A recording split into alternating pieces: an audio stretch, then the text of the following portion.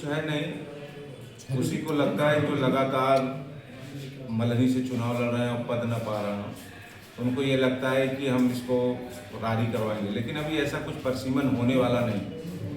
और परसीमन अभी अगर होगा भी तो पूरे देश का परसीमन होगा, न कि केवल मल्हनी का और रारी का होगा। और उनको ये लग रहा है कि हम चुनाव किस तरह जीते, किस तरह पद पाएं, लेकिन मल्हनी की महान जनता या रारी भी बन जाएगी तो वहाँ की महान जनता इनको चुनाव जिताने वाली नहीं, ये कुछ भी था। पहले रारी के भौगोलिक क्षेत्र, मल्हनी भौगोलिक क्षेत्र में क्या कुछ अंतर है क्या?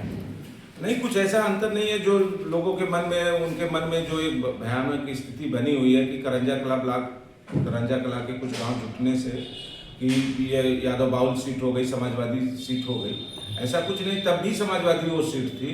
आप वहाँ से उठा के देख लीजिए, पुराना रिकॉर्ड उठा के देख लीजिए।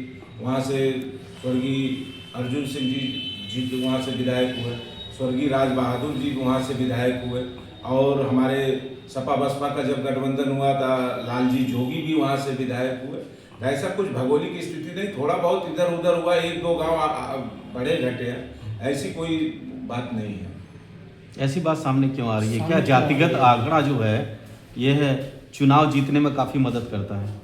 ऐसा कुछ नहीं है। जब जनता अगर नकारने लगती है ना, तो फिर इसके बाद कुछ समझ में नहीं आता क्या बोले, तो उनको बस उनके मन में यही आ रहा है, तो इसलिए लगातार हो रही है।